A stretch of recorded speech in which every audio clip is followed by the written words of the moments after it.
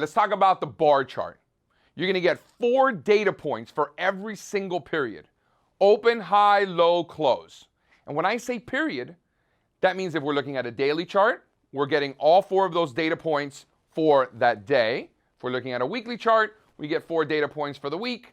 If we're looking at a monthly chart, of course, we're looking at 4 data points for that particular month. And that works intraday as well. If you're looking at a 10-minute bar, same thing. Open, high, low, close for that 10-minute period. One thing I think is important to point out is where on the bar these data points are coming from.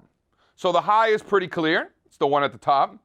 The low is fairly obvious as well, down here at the bottom. But it's the open and the close that I think is important to remember. The open will always be on the left, and the close will always be on the right. So let's just say this was a daily chart.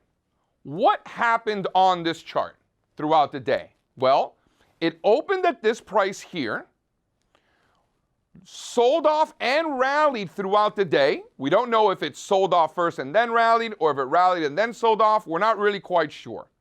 But based on where it closed, I would argue it probably sold off early, rallied throughout the day, and then closed near the highs of the day.